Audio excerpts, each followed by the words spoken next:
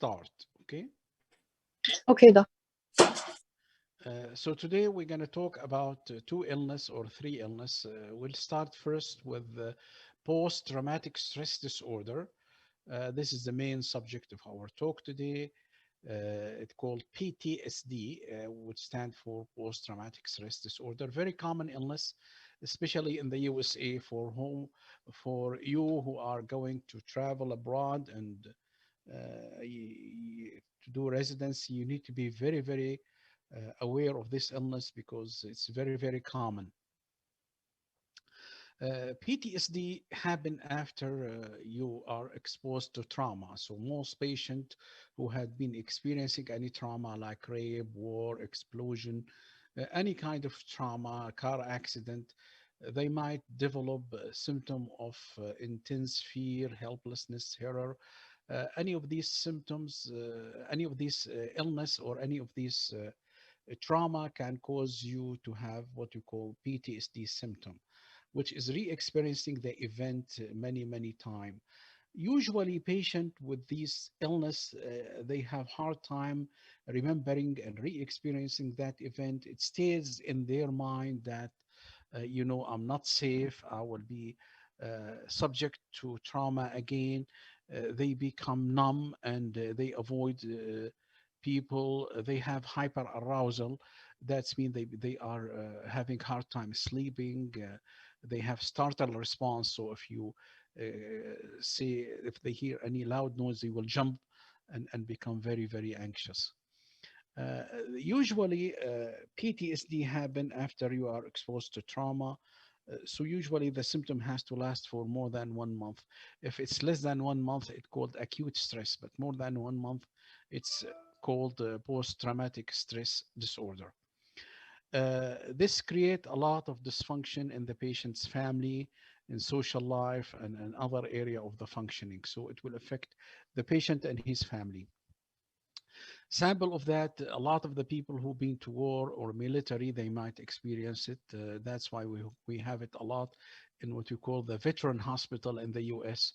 So if you work in the veteran administration hospital in the USA called VA hospital, you'll see a lot of PTSD patient who've been exposed to rape, violent personal assault, terrorist attack, kidnapping, natural disaster, volcano, earthquake, or any of that matter. Usually, in our response to stress, remember the fight or flight. So when a lion or dinosaur attack us, we either gonna fight that dinosaur or the lion, or we're gonna escape from it. This is called fight or flight. Now, some people might have different reaction where they just, as we said, activate the parasympathetic tone and they become just disengaged and shut down their system. And this is what we call experienced a traumatic event. Like this guy here, when he is exposed to severe trauma, he doesn't want to fight or flight. He would just want to sit and accept death as a destination for him. In fact, this is very common in patient who has been exposed to many trauma. Like we see a lot of female who has been raped many times, so they develop this numb feeling where they don't care about anything. They just become like a piece of furniture. So these patients just become distant from reality, and they just want to die and activate the what you call the eros and thanatos. So eros and thanatos is where you either going to be desire for living like eros or desire to die like thanatos. So most patient might go to one of these element. So as we said, when we are exposed to trauma, the trauma, we either use arousal, fight or flight, or we disassociate. The reason why we have to differentiate because there is different neurotransmitter we use in each part. So treatment will be different. So fight or flight, as you remember, we use norepinephrine is the main in fight or flight, serotonin and dopamine. In disassociation, we use mainly opiate receptors. So that's what is the difference between them. And we go back to the David, Joseph Ledoux. I wanted to remember this guy, Joseph Ledoux. He's the one who did all of the study about the amygdala and the response. So we said when we are exposed to a snake, your memory of the snake is bad, and you jump, and you have increased heart rate and all of that in uh, order for you to get away and save yourself. So here the amygdala play a major role in that event. So amygdala is our fear process, is where uh, control our emotional memory. And amygdala have register the cues, we call it. The cue is what reminding you of that event. For example, if you live in the US, on the 4th of July, which is the Independence Day there, they have firework. So in the evening, every city have firework where you hear a lot of explosion. During this firework, if you are in the VA hospital and working in the emergency room, you're going to see a lot of veterans coming, feeling afraid and feeling panic.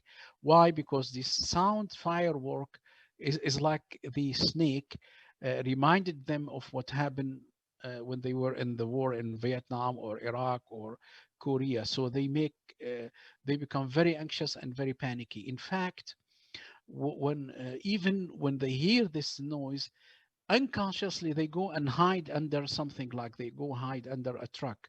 So we used to see a lot of veterans who will go hide under cars or truck when they hear this explosion, because unconsciously they become afraid and they feel like they are back in a war zone, and they have to hide in this. So our unconscious mind here, the amygdala especially, play a major role in generating this emotion of fear. And sometimes the smell, for example, if you are a Vietnam veteran, and Vietnam is a country where there's a lot of rain, is a tropical place. So a lot of time when it's raining, a lot of them will have the same fear because it's reminding them of the smell of the rain, because remind them of the war at that country at that time. So we need to understand this amygdala situation based on the cue that happen usually. And we said that our emotional memory is stored in the amygdala.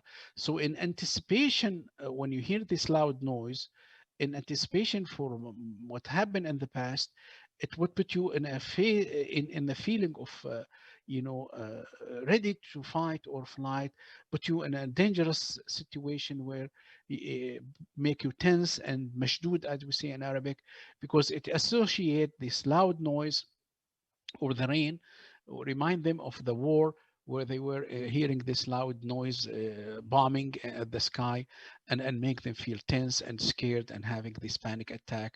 And they are looking for a hide place to stay safe from that explosion.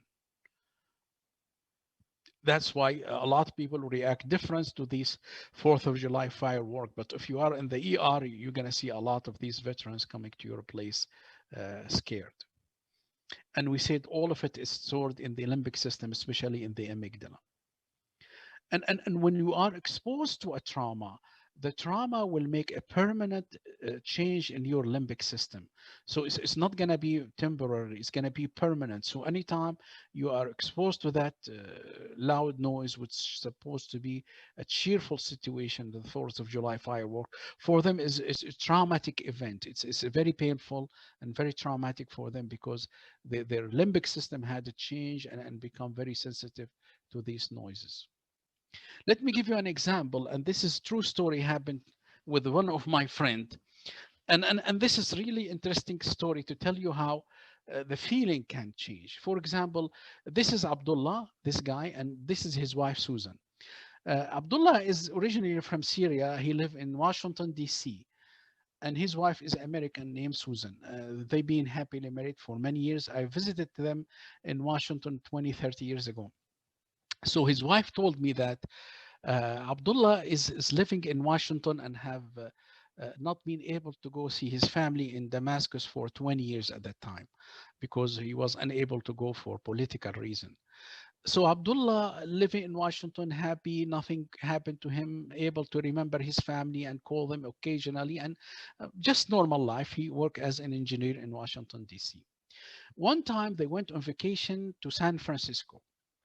So what his wife told me, the minute we arrived to San Francisco, after we deplaned plane and went to the hotel, Abdullah started having panic attack, start having crying feelings, start having a lot of emotion, remembering his family back in Damascus. He was unable to relax. They have to go back to the airport and catch the next flight back to Washington, D.C. An explaining of that is the weather in San Francisco, or the feeling of the weather in San Francisco is similar to the weather in Damascus. So it gives you the same. I've been there many times, and it gives you the same feeling like you are in Mediterranean area, Lebanon or Damascus. It's the same feeling it gives you in San Francisco. So when he went to San Francisco for a vacation, that feeling of the city, which is stored in the amygdala, brought all of these memories from childhood. He started crying, remembering his dad, his mom, his sibling, where he is unable to see them for 20 years. But it was all of this feeling and memory was repressed, as we said, to in order for him to live normal. But when he got to San Francisco, that feeling of weather, that nice, sunny Mediterranean weather, is brought all was able to to bring all of these memory back to him. Remember, DC's weather is much different than Damascus, but San Francisco is like Mediterranean weather, and that's what brought all of this feeling and the crying. She said he was unable to eat or talk or sleep. We have to go back. And they couldn't figure it out why. He starts suddenly remembering his mom and his dad and everything about it. So Abdullah had this severe panic and anxiety attack, and this is what happened a lot. Like if you are in a different city and you move back to a city which remind you of your childhood, you're going to remember all of the memory will be coming out to you and making you feel either happy or sad in case of Abdullah. And it's all in the amygdala, as we see. The amygdala is where we store all of this information. So what happened in the HPA axis? In the HPA axis, when we have this trauma, we have permanent memory in our brain. The amygdala activate the hypothalamus, which cause you to secrete a lot of these norepinephrine and cortisone in a way too much more than normal. But these, remember, these hormones were supposed to mobilize for a short period of time. You should not have them for a long time because they cause permanent damage if they stay for a long time. So what happened in these patients when they remember, like Abdullah, when he remember his family, and when these veterans who remember the war in Vietnam, the amygdala will immediately start activating the HPA axis when it's reminded of that incident at that time. And this is another case, actually, uh, when we have, when we are exposed to severe trauma, the immediate reaction to the severe trauma can be very traumatic. Like you see this beautiful girls here. This is actually one of my relative. She is the daughter of my cousin, and she's living in Damascus. And in 2012, she was sitting with her family in the living room, and they heard a huge explosion, and she thought her family had died. So she immediately have the next day she had severe diabetes.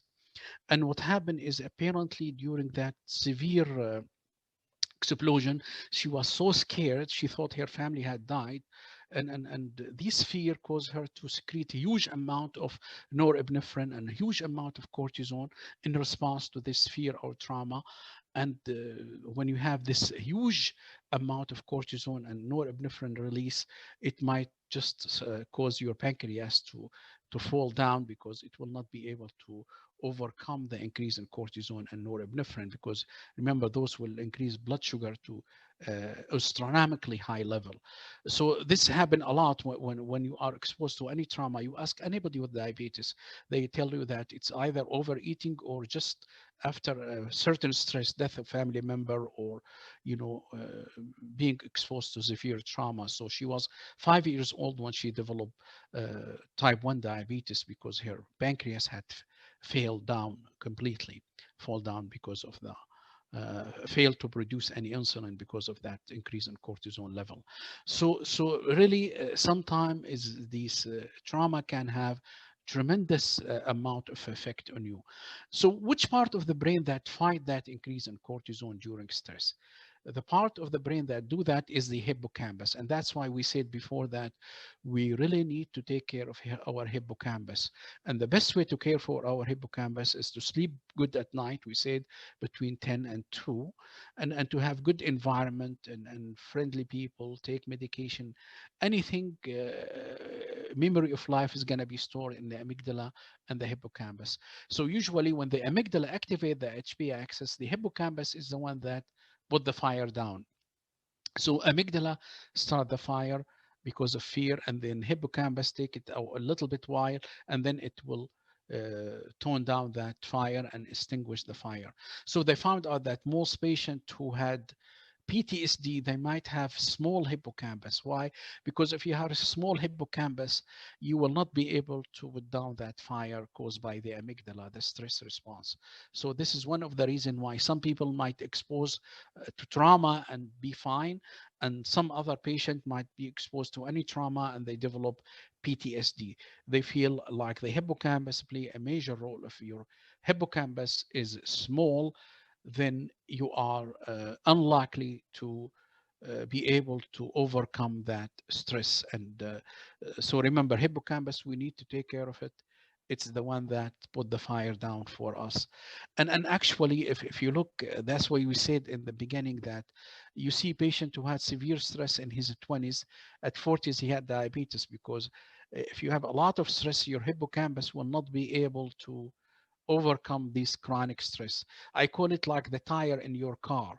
If you keep pushing the brake a lot, at some point they will die down, and you will push the brake, and they will not stop the car because their, you know, their figures has died down, and they will not stop the car. Same thing happened to the hippocampus. If you keep exposed to a lot of stress in your life, you're going to develop diabetes because your hippocampus will not be able to decrease that cortisol level down when you're exposed to trauma. Another part of the brain which is responsible for extinguishing the fire is called anterior cingulate cortex. So the anterior cingulate cortex kind of dump that noise which is coming from the amygdala. So two parts of the brain, hippocampus and anterior cingulate cortex, are the one that help you deal with that cue and make you less hyperactive when you hear the cue. So for example, if you have very good anterior cingulate cortex and you see this firework, you will not panic like nor PTSD patient.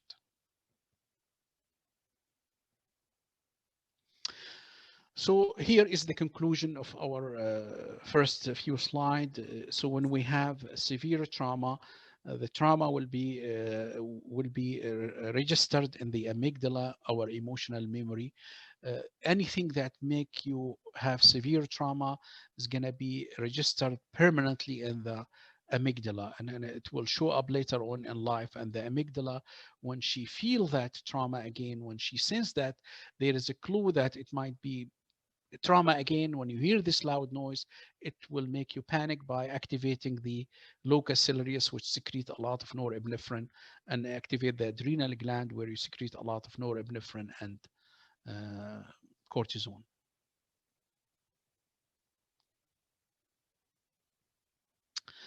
And that's what really, when you see patient in therapy, let's see, and I used to see a lot of patients who've been traumatized with rape, a lot of female who've been raped in the US.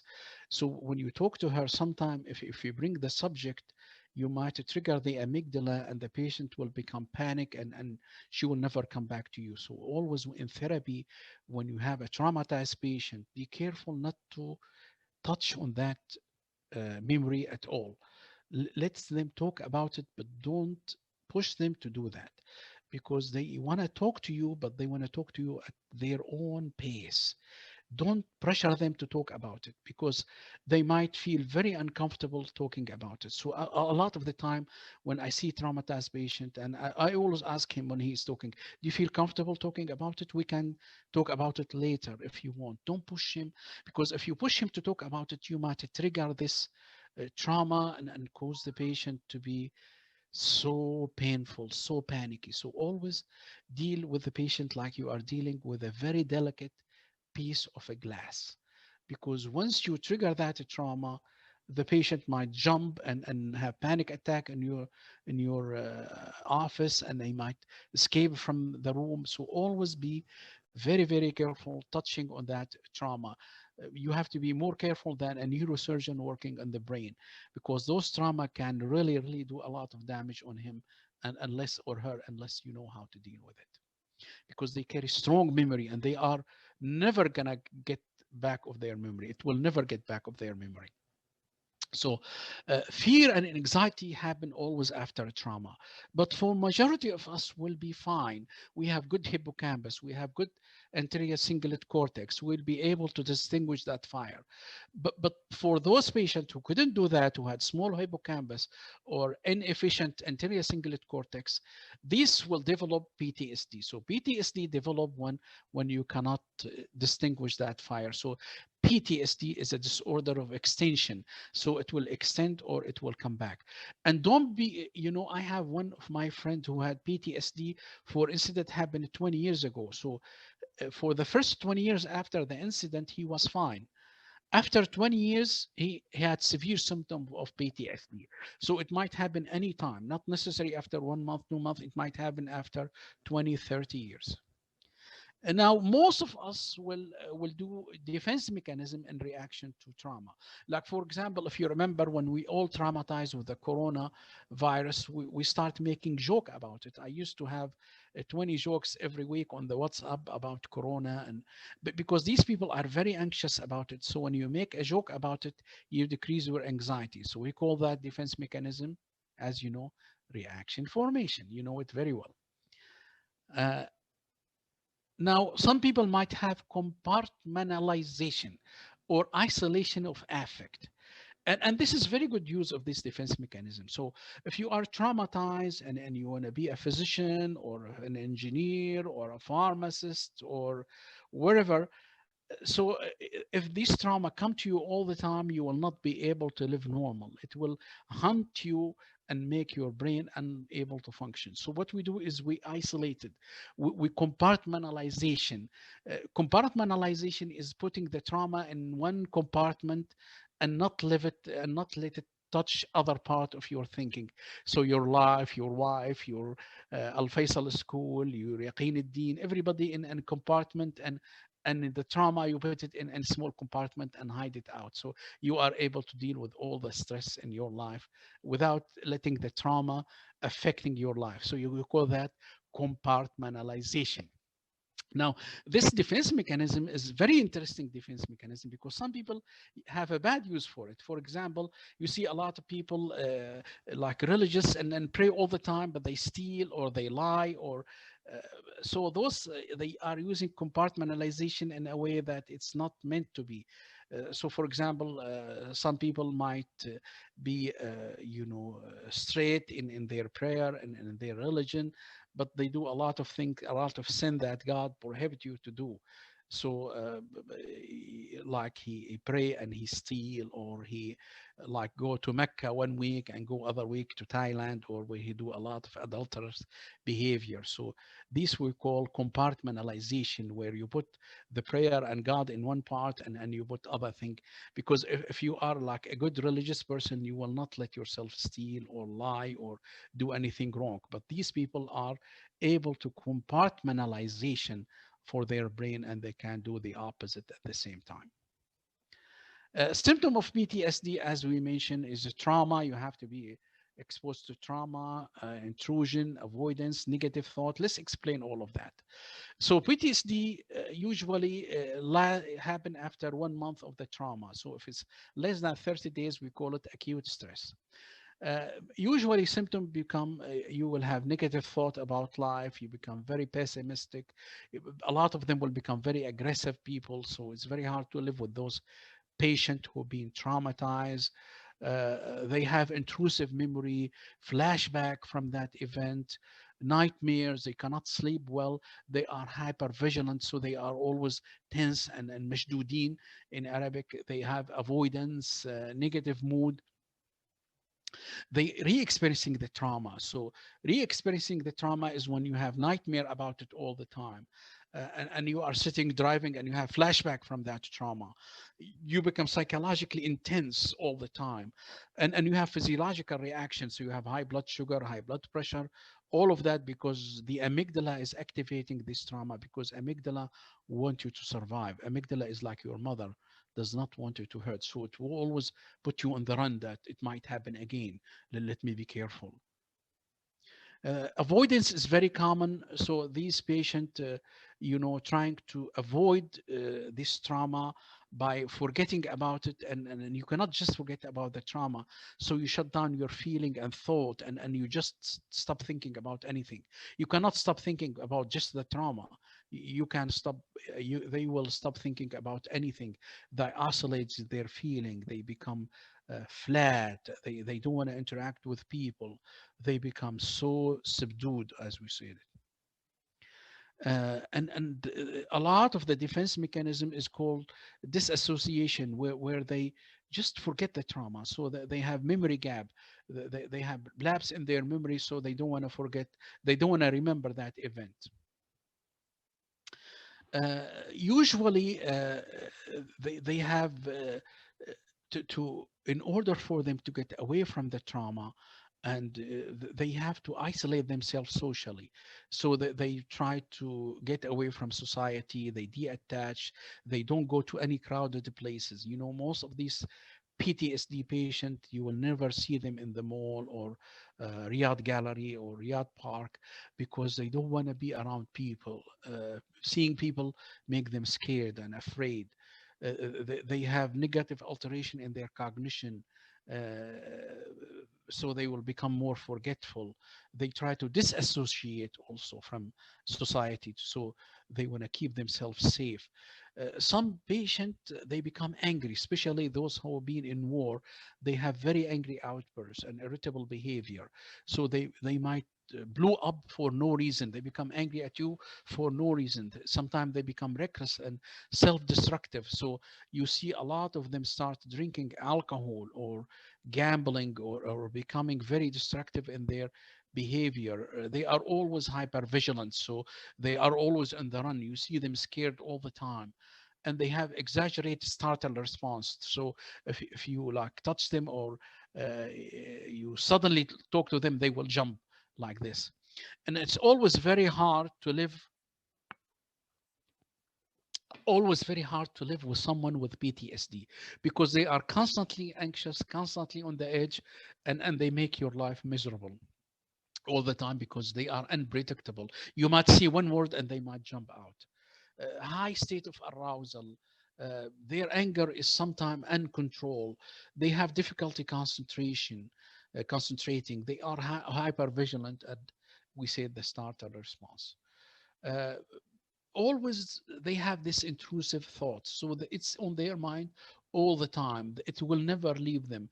Their night is miserable. They sleep, all their sleep is nightmares, recurrence of that event. They have intense this physiological and psychological reaction. They are always يعني, uh, tense and hyper all the time. One of the symptoms also, they have what we call the poker face. Poker face is when you play poker. I never played poker, but when you play poker, you will not show any emotions, so the other guy will not know what paper you have or what kind of things you have. So their face is emotionless, very numb, and very avoidance. They have this lapse in their memory, and we said they withdraw from the society. They detach from others, and to marry someone with PTSD is very hard, because they always like thinking in their back of the mind, internally preoccupied, scared all the time, so they will not be able to enjoy any quality time with you. Their affect is very, very restricted, so they don't laugh, they don't cry, they just have a flat affect and numb. Treatment can be very, very interesting for PTSD. You need a lot of psychotherapy. medications, yoga, psychotherapy, virtual reality. They are using it now for the veterans who've been exposed to trauma in the military. And medication. Medication is usually SSRIs and antipsychotic are the medication, as we said, that inhibit the amygdala. So any of the SSRIs might work for them, which can decrease the trauma and the memory of the events. The one challenging things in PTSD is really the nightmares. So you see a lot of them have severe bad nightmares. The problem with medication, they might even worsen the nightmares. So we use a medication called paroxetine, which is blood pressure medication. They use it off label for patient who had severe nightmares. There is a lot of medication, but this is the one that seemed to work a little bit, especially in female. It worked better in female than male, but it's one of the medication that we use for nightmares. So it is a blood pressure medication, but it might work for a patient with severe trauma and nightmares.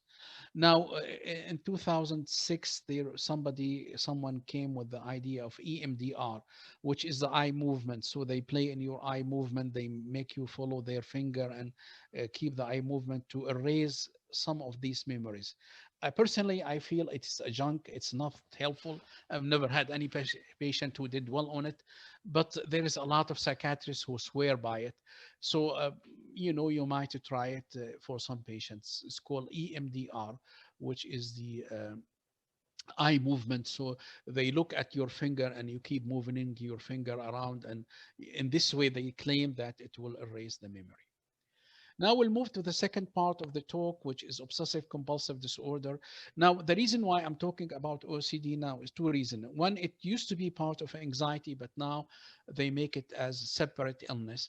Second, it's very common, so we need to know about it, and there is a lot of question in the exam about it. So I decide to put it in a separate subject here. OCD is very common. Seen a lot of patients in my clinic. So if you are invited tonight for a dinner or a snack with someone, the food will be like this. They are very crazy about the symmetry. So it's a thought that come to your mind, make you obsessed, make you anxious, and to decrease the anxiety, you have compulsion to decrease the anxiety. So your thought is, I have germ in my hand, germ in my hand. So you go wash your hand many times to decrease that thought of anxiety and obsession. It used to be, many symptom of OCD. Mainly, it was washing and the checking. This is the most common washing.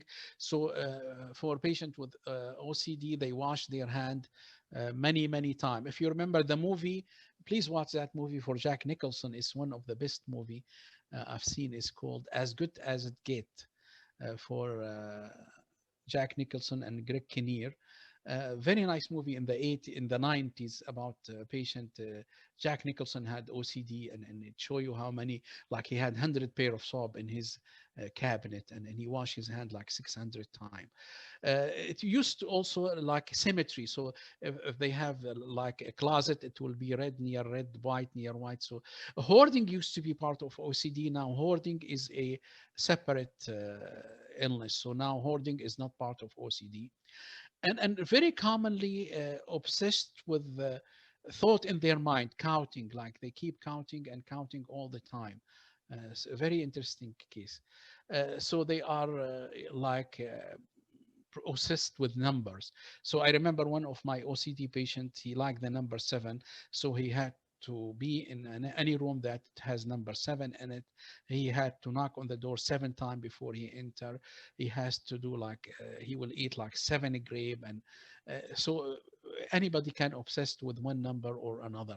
If they see a jar like M&M like this, they will spend all the time just counting the red and the blue. They just become so preoccupied with that numbers, preoccupied with symmetry. So if they look at the wall and the picture is a little bit not balanced, they will spend hours and hours to make it look perfect. And I remember one of my patient named Thelma, and this is really a true story. I remember her so well.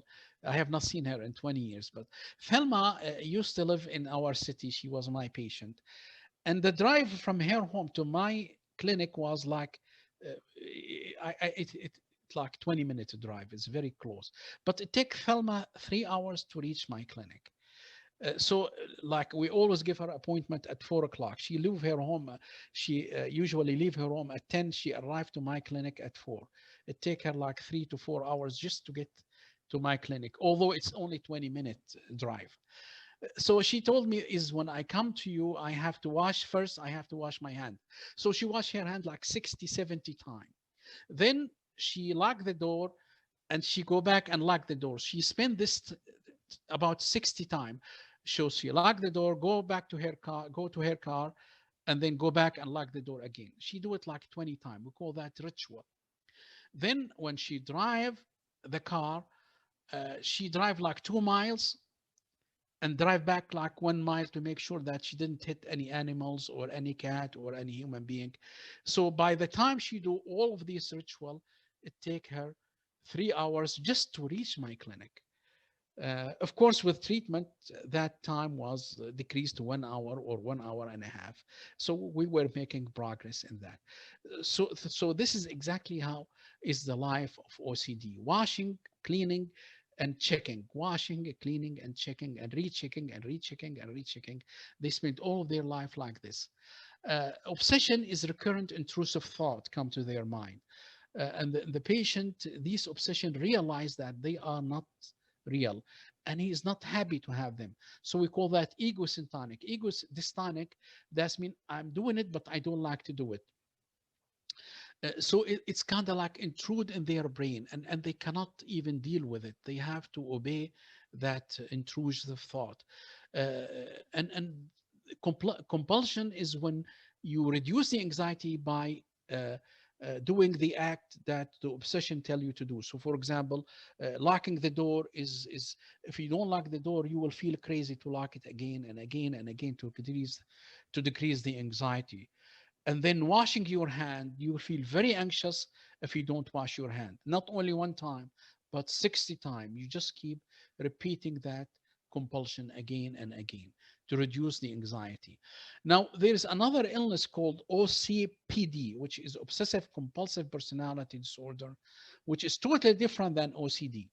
So OCD is an illness. OCPD is a personality disorder. OCD is ego dystonic, means I don't like to do it. But OCPD, this is ego syntonic, so it's part of you. If you don't do it, you don't feel good, so you like to do it. Like OCD, wash their hand, but they don't like to wash their hand, but they have to be forced to wash their hand based on their obsession. OCPD enjoy the washing the hand, enjoy the symmetry. So OCPD is different illness. I put you the symptom of OCPD. They are very organized people. So if I have somebody to clean my house, I would choose somebody with OCPD because they clean everything in the house, very spotless. They are very perfectionist. So if you have a physician with OCPD, he will check everything and make sure you don't have any illness. They are very good physician, very good like leaders. But God bless you if you are under a uh, mudir who had OCPD, because they will make your life miserable because they look into every detail about everything. So this is the OCD. We say the checking about 60%, washing 50%, counting, symmetry. So each one, and the problem with OCD, that these symptoms intrude to your brain and you cannot help it. So they are forced to come to you, and you really cannot handle not having these thoughts.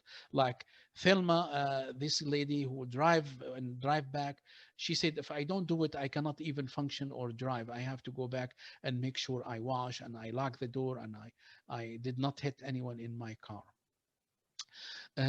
Common obsession is usually this repeated thought, especially feel nervous in public bathrooms, or feel of contamination, feel of fear of leaving the light on, door unlock. This is very, very common obsession. Common compulsion, as we said, is checking and washing and repeating things to make sure that everything was normal and in order. This episode, when you keep checking and washing, it will make you very slow. So that's why it will affect the quality of their life. Surprisingly, yesterday, I have a patient. She is a lady who is 18 years old. She developed OCD, and she said she spent like 2 hours just to do dhuhr prayer. 2 hours. I said, why? She said, I uh, make the first rak'ah, and then I might repeat it again and again and again. And when I do wudu, I do it like 6 7 times. And then, by the time I pray my dhuhr prayer, it will be asr prayer again. So she spent all of her time in ritual about wudu, and about, did I pray right? Did I say the right wording in Surah Al-Fatiha? Did I make any mistake? Did two sujood or one sujood? Did I say 3 times Subhanallah and Azim or 2 times? So she said, I have to take 2 hours just to pray the Dhuhr prayer. Very, very traumatic event before she was on medication. So they make their life very, very slow. Like Thelma, a 20-minute drive, it take her 2 3 hours just to do a 20-minute drive. So it really affect the quality of their life. Again, here I'm putting the DSM-5, and I will let you read the DSM-5 criteria alone. It's the main thing is causing marked distress in their life. Like if you wash your hand carefully 3 times before you eat after Corona, this is not OCD. But OCD is when you wash your hands 600 times, and then take you an hour to do that. This is what you call OCD. Now, a recent study showed that really the most common OCD symptom is not really the washing and the cleaning. It's the thoughts. So the patient will tell you, I have intrusive thought in my mind. I cannot stop this intrusive thought. Most of the thought is about sexual act or aggressive act. So they have traumatizing thought all the time in their mind. They cannot stop these thoughts. It's very, very common in these patients. So I feel the most common symptom of OCD is the patient will tell you, I have a lot of thought in my mind. I cannot stop the thought. I cannot stop the train of this thought on my mind. Mainly it's aggressive behavior or sexual behavior. Uh, and a lot of them have what we call a religious obsession. So most of my patient here is about praying 3 times 4 times. Did I see the right things in wudu, or did I do this? So it's keep coming back and forth into their mind. Symmetry is the foremost common symptom of OCD. So they will, if it's not perfectly symmetric, it will drive them crazy. Prevalence is very common. Male and female are equally effective. 3.3 million American have OCD, so it's very quite common. Uh, Female do a lot of washing, male do a lot of checking. Uh, Onset usually begin in adolescent, adulthood, early adulthood. Occasionally in childhood, we see a lot of childhood OCD. Uh, they are usually more ritual in the beginning than become thought. So in the beginning, it is more ritual behavior. Usually in kids, if you have a kids with OCD, you need to remember illness called PANDAS. PANDAS is autoimmune pediatric neuropsychiatric disorder. You don't have to know it. I used to do lecture about it in the past. So they found that kids who had like tonsil infection or you know any infection in tonsils can cause a problem in the basal ganglia, and those patients manifest as OCD. So those are treated with antibiotic, not with SSRIs like we treat OCD. So if you have a child with OCD, always rule out PANDAS. PANDAS is what we call pediatric autoimmune neuropsychiatric disorder. So those are similar to OCD, But the reason for that is immunocomplex from the infection which sit on the basal ganglia in the brain. You don't have to know it, but as a psychiatrist, I have to tell you that. So this is where the OCD start in the basal ganglia in the brain. Is a basal ganglia brain disorder. Usually, this is what you call the OCD loop. So it starts in the frontal lobe. Let's see, I want to wash my hand. So the frontal lobe said, "Allah, you wash your hand." The message go to the basal ganglia where the movement will plan. I'm gonna do the washing hand movement. So the basal ganglia organize the movement. The thalamus will give me the feeling of that washing hand, and then it go back to the frontal lobe. That frontal lobe, we really wash our hand. So in OCD, this lobe is messed up, and apparently the frontal lobe does not like the idea that you wash your hand one time, so it will ask you to repeat it many, many, many times. So the lobe of the OCD is we call frontal lobe, stratum, thalamus lobe. So frontal lobe means cortex, stratum, which is basal ganglia, thalamus lobe, CST lobe. This is again, I put it in different way and form. So frontal lobe means cortex, S means stratum, thalamus, and then cortex again, CSTC lobe. And apparently there is some problem in the feedback. So the feedback in this lobe, apparently the frontal lobe does not like the way you wash your hand and want you to do it again. And that's evidenced by, you see here, a lot of activities in the frontal lobe in patient with OCD. So OCD is a problem in the frontal lobe and problem in the basal ganglia. You don't have to know all of that. It's more for research. A treatment of OCD can be very, very difficult. You need behavioral treatment. So you expose the patient to many, many things, like you let him wear his shoes and in his home, so it will decrease the fear of germ. You ask him to eat without washing his hands sometime. You just do a lot of behavior modification to decrease his fear. It's like if you have somebody who had fear of height, you take him to Burj Khalifa and let him stay on the top for a couple of hours. He will have heart attack apparently, but just what you call flooding therapy or behavioral therapy. SSRIs continue to be the main treatment for OCD. So we use any of SSRIs. All of them are good for OCD. You can add clomipramine, which is a tricyclic antidepressant at low dose. It will be good combination. Also, risperidone can be used in a low dose to help with the OCD symptom. Cognitive behavioral therapy is very important, and our feeling create behavior, our behavior create thought, and our thought create feeling. So we break this cycle in psychotherapy called CBT, cognitive behavioral therapy. Now, for patient who had very, very resistant OCD treatment, we can use a brain surgery called anterior cingulectomy, where you cut down part of the brain related to the frontal lobe. Uh, we have not done it in a long time. We have a surgeon in our hospital who do this surgery, but with the new medications, I think we are less likely to use this treatment again. The course is usually waxing and waning. So the patient will have symptom for a while, they get subside, then any stress can trigger it again. So they usually have waxing and waning course. Prognosis is, is guarded. If you have good family, if the patient believe in you, if the patient responds to treatment, so it's usually, some patient will do very well, some patient might not do well.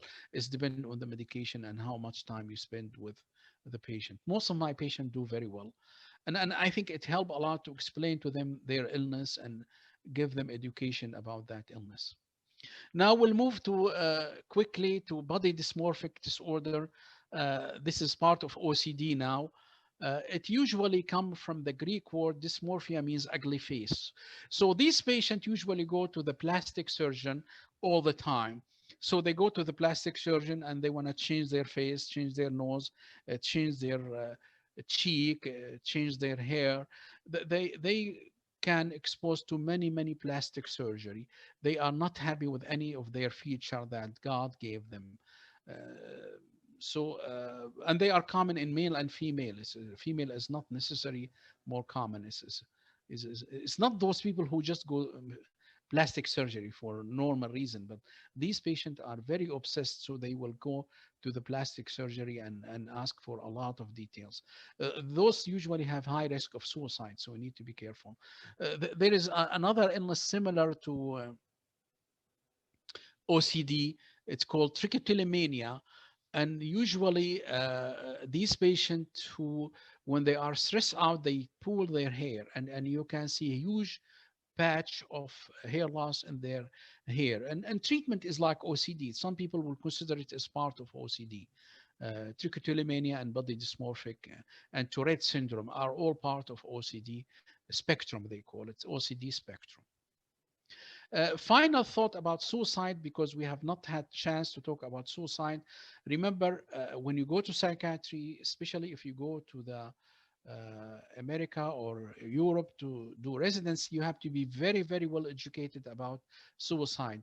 We did not have the chance to give you any lectures about suicide, but I think, please, if you have time, read about suicide, because it will, all the question will be, a lot of question will be about suicide. So suicide risk is very common in all psychiatric patients. A lot of patients commit suicide.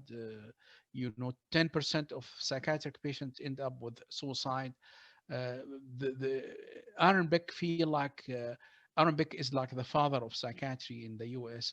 He said, hopelessness is the key reason for patients to kill themselves. So hopelessness, when the people have no hope, that will increase their suicidal risk.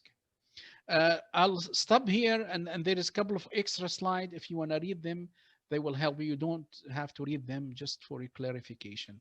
So this is like give you what is OCD and what is not OCD, just to help you with understanding the illness. And I'll stop here, and thank you very much for attending my lectures, and let's see if we have any question.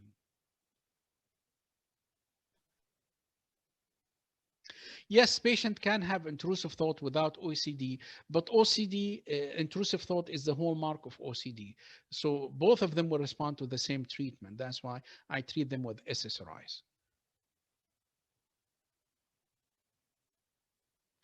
You don't have to memorize the drug. Just say it's SSRIs. That's it. Yes, it can happen for trauma. It can happen for no trauma. So it doesn't have to happen after a trauma. Yes, we have to differentiate between PTSD and GAD. And it's very clear, very obvious. PTSD, you have a clear trauma, explosion, rape, war. GAD does not have any trigger like this. So it's very easy to differentiate. Yes, PTSD depend on your hippocampus and cingulate cortex. So if you have good part of your brain, then you might be able to survive this trauma.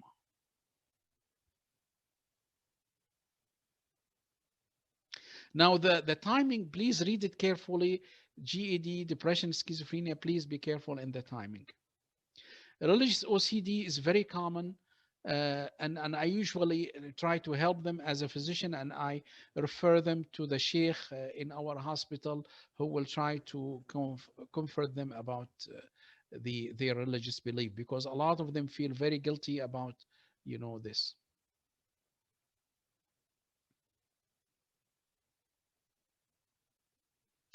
Thank you, and I hope that I was able to clarify some psychiatric issues for you.